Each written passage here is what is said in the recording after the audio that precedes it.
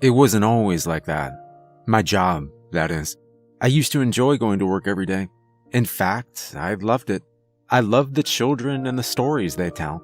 They always told the best stories, those kids. They told the best stories, and they created them too. That's why my employers wanted them dead. Because in their eyes, someone that can make their imagination come to life is dangerous and should be exterminated. My employers have different views than I do. Those kids had so much life in them. I remember all of them, every single one, and all the stories they told. Perhaps my memory is a curse. Sometimes I see it as a blessing to remember the kids. I guess I'll always remember them. I like it that way. Years ago, we were doing the usual. I was the one who found the kids, and I was good at my job. Many of them came from broken homes and even more broken lives. More likely than not, those kids had their past burned into their imaginations, which sparked a gift my employers had been seeking for ages. I remember one little girl who came from a surprisingly stable home. Her parents were overjoyed to learn their daughter had been accepted into a gifted private school. The girl herself was excited and packed the same day, though there was always a wait time to make sure the parents didn't suspect anything. I don't know how they know, but as soon as we get in the car and start driving, those kids somehow know we aren't going to a gifted school. Most of the teenagers knew they were too stupid in their eyes to get into a school such as that. Many of the younger ones went on instinct alone. The little girl smiled at me and rolled her window down, sticking her head out the window to feel the wind. She brought her hand back in, and suddenly a dove sat peacefully in her hand. "Look, mister." I'd look in the rearview mirror as she let the dove go when we came to a stop. Many stories such as hers plagued my memory. At first, it wasn't bad. We'd get to our destination and explain quite frankly that they aren't in a gifted school, but they are quite gifted. Usually they lock themselves in their new rooms for a couple days before they start to explore. Usually they settle in and the monotonous daily routine begins. Breakfast, test, practice, lunch, breaks, test, practice, dinner, break, bedtime. This little girl was different than the rest. She was so damn happy, skipping through the halls to her new room. Its white walls and small bed, making the room feel cramped and depressed. She just stood there looking at it, and then, when I blinked, it wasn't unlike her bedroom at home. Pink and glittery, fairy lights decorating the ceiling and walls. Perhaps this is why she had to die. Perhaps her stark difference from the other children singled her out to my employers. Perhaps her gift was something they were afraid of and decided to destroy instead of nurture. They were afraid of her. That's why she had to die. That's why all of them had to die.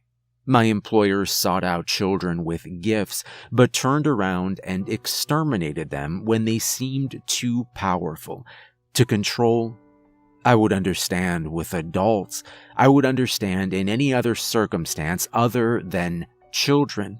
Children can be quite conniving when the time arises, but these employers had every means necessary to overpower them.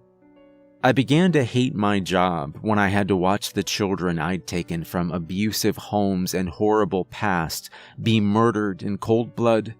I began to hate my job when I was the one to do it. They screamed. I hate when they scream. I walked down the hall to a boy's room. He was a new arrival, powerful. He turned his bedroom into his treehouse back home. The treehouse he lived in for years for fear of going inside the house to an addicted mother and an alcoholic father. Today, the boy had to die. I knocked 3 times. I always knock. "Come in," the boy called. I came in. He sat on his bed and looked at me. "Hi, mister." They all called me mister. I stopped telling them my name a long time ago. I grabbed his hand and led him down the hallway to the room. He didn't seem to mind, and he followed dutifully. "I'm getting really good at making mac. Want to see?" I nod and look down.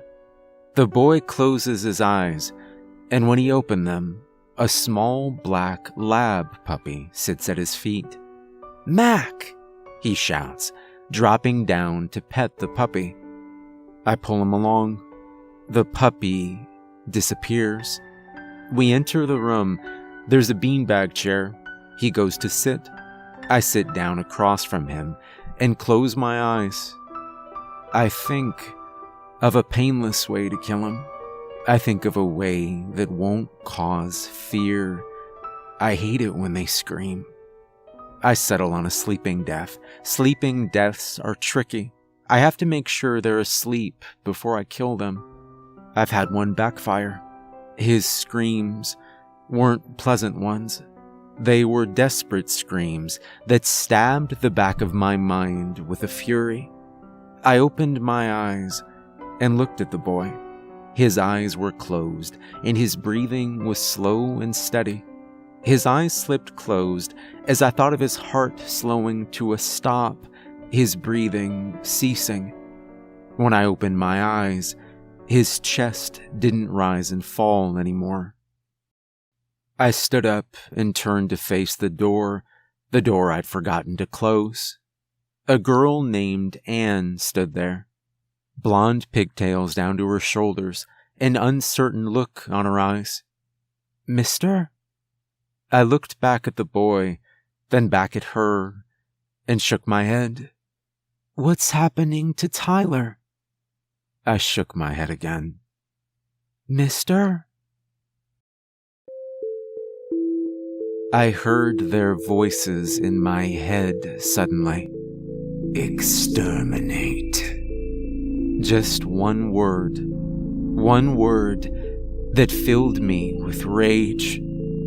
I ignored the command and pointed down the hallway towards the cafeteria where the children were having lunch. I pointed again. Finally, she walked slowly to the cafeteria. I watched as she finally slipped through the doors. Now I can do it. I stomped down the corridor to the office I'd only ever been in once.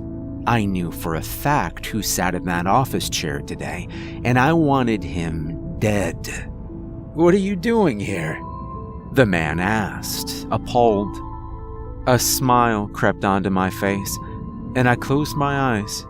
I'd seen a man die by being crushed to death. I was 8 when I'd seen my uncle crushed under his Mercedes-Benz after the jack slipped. I'd heard as he gasped, trying desperately to get air. When I opened my eyes, a car was on top of the man. He was gasping just like my uncle all those years ago. He was gasping and looking at me, begging with his eyes. I smiled. I walked down another hallway to an office I'd never been allowed in before. I opened the door to a woman I despised. "What are you?" I imagined her brain exploding. When I opened my eyes, brain matter painted the walls of her office red. I smile. I go down the hallway, office by office, person by despicable person, and I smile and I smile.